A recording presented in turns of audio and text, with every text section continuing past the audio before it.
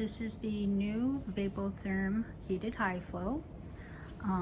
To set this up, you're going to have your circuit. Comes in a bag like this. We have 3 choices of nasal cannula: adult, pediatric, and infant. On the unit in the back, you can see the different oxygen tubing.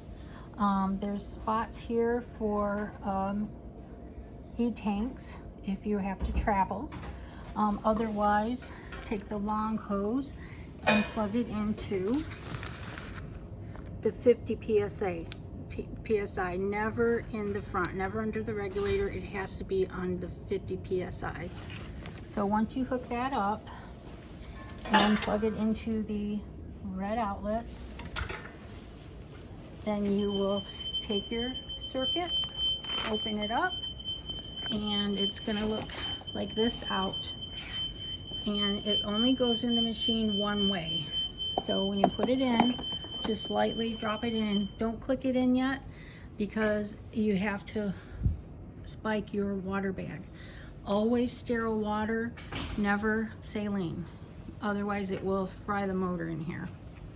So once you get that hooked up, unclamp it and then pop it in.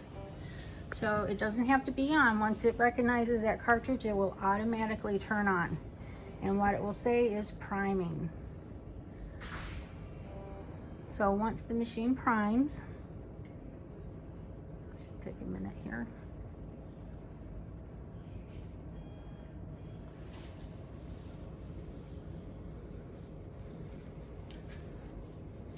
Okay, there we go. So it's priming. And this is the end here. It probably will spurt out a little bit of water during the priming process.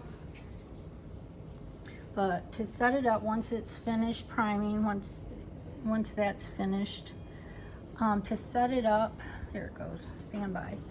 You've got your infant, pediatric, adult, and trach. For the most part, even if we have a baby, you can see the lowest it goes is 5 liters, and it goes up to 45 for adult.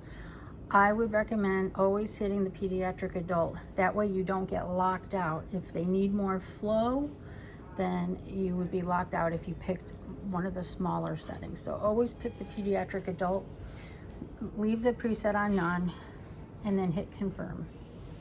Okay, so now you can see your flow, your FiO2, and your temperature. If you click on that, then you can see it goes down to 5, up to 45. Very user-friendly. So when you're starting it on a new patient, I would recommend just middle of the road. 25 liters, confirm. For FiO2, you're just gonna go off of the monitor what their SpO2 is. I don't have it hooked up in right now, so I'm gonna leave it on 21, but you can see it goes all the way up to 100. And that's how easy it is to work. Just slide it across and then confirm. Temperature, a lot of patients complain about it being too hot.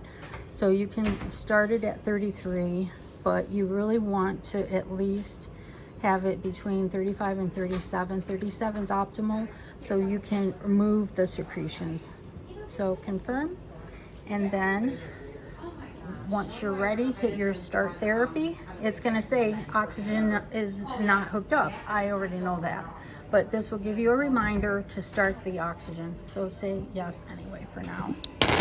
And then, and you can see, this is what happens. So before you start your nasal cannula, empty this out first. So just empty that out, and then you can attach your nasal cannula. And then if you need any adjustments, then it's easy to go back and say maybe that's not enough flow, then you can turn it up more. For a child, the rule of thumb is 2 liters per kilogram, if that helps.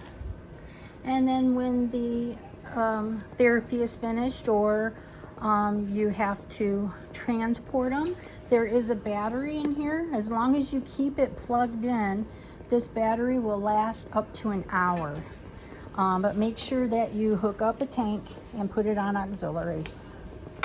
And then when you're done with therapy, stop therapy. You want to stop it? Yes. That's it.